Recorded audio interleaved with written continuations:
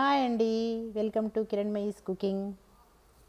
ఈరోజు మనం ఒక డైజెషన్కి బాగా ఉపయోగపడే ఒక పౌడర్ని ఎలా తయారు చేసుకోవాలో చూద్దామండి. మనకు మామూలుగా కడుపు ఉబ్బరంగా ఉన్నప్పుడు కానీ, పసిపిల్లలకి ఆకలి కానప్పుడు కానీ ఈ పొడి తయారు చేసి పెట్టుకొని రోజు ఒక ముద్దలో వేడి అన్నంలో ఒక ముద్దలో నెయ్యేసి పొడేసి కలిపి పెడితే అరుగుదల చాలా బాగా డెవలప్ అవుతుందండి.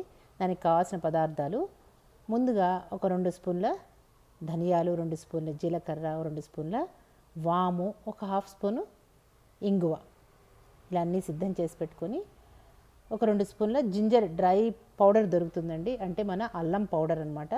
లేదా సొంఠి తీసుకొని, ఎండు సొంఠి తీసుకొని దాన్ని కూడా మీరు మిక్సీలో వేసి పొడి చేసుకోవచ్చు. లేదంటే ఇలా జింజర్ పౌడర్ డైరెక్ట్గా మార్కెట్లో దొరుకుతుంది, అది కూడా ఒక 2 స్పూన్లు తీసుకొని సిద్ధంగా పెట్టుకొని ముందుగా గ్యాస్ వెలిగించి ఒక చిన్న కడాయి పెట్టుకొని దాంట్లో మనం పెట్టుకున్న 2 స్పూన్ల ధనియాలు, 2 స్పూన్ల జీలకర్ర, 2 స్పూన్ల వాము వేసి సన్న సెగ మీద 1 నిమిషం పాటు రోస్ట్ చేసుకోండి. ఎక్కువ వేయించాల్సిన అవసరం లేదండి, జస్ట్ 1 నిమిషం పాటు అలా రోస్ట్ చేస్తే చాలు. కొద్దిగా క్రిస్ప్గా ఇవి మంచి స్మెల్ వస్తుంది కదా, 1 నిమిషం పాటు వేయించి తీసేసుకోండి. అలా కొద్దిగా వేయిస్తే దాంట్లో ఉన్న పచ్చి వాసన పోతుంది, మిక్సీకి వేస్తే కూడా మెత్తగా పొడి బాగా వస్తుందండి. అందుకని 1 నిమిషం పాటు అట్లా డ్రై రోస్ట్ చేసుకుంటే బెటర్ అనమాట. అలా వేయించుకొని గ్యాస్ ఆఫ్ చేసుకొని అవి కొద్దిగా చల్లారినప్పుడు మిక్సీలో వేసేసి పొడి చేసేసుకుంటామండి.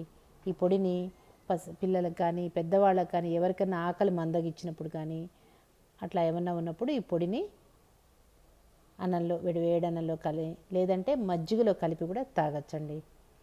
మీకు డైజెషన్ చాలా బాగా ఇంప్రూవ్ అవుతుందన్నమాట.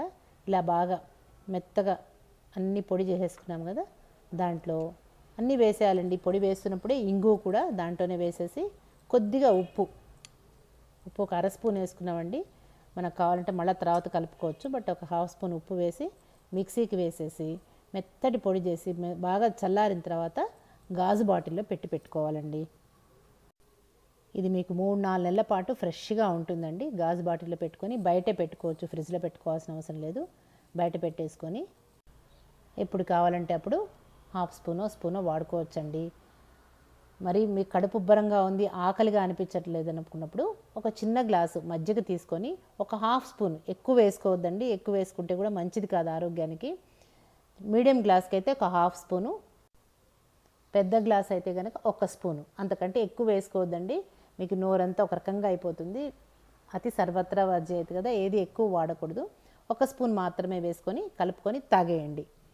1 గంట తర్వాత మీకు బాగా ఆకలి అవుతుందండి. అలా ట్రై చేయండి. ఇలా చిన్నపిల్లలకు కానీ పెద్దవాళ్ళకి కానీ ఆకలి మందగిచ్చినప్పుడు వేడి అన్నంలో ఇలా అనమాట, వేడి అన్నం కొద్దిగా పెట్టుకొని దాంట్లో ఒక 1/2 స్పూన్ మనం తయారు చేసి పెట్టుకున్న పౌడర్ కలిపేసి ఆవు నెయ్యి ప్రిఫరబుల్లీ ఆవు నెయ్యి వాడదామండి, కలిపేసి అలా 1 ముద్ద 2 ముద్దలు పెడితే బాగా ఆకలి అవుతుందండి.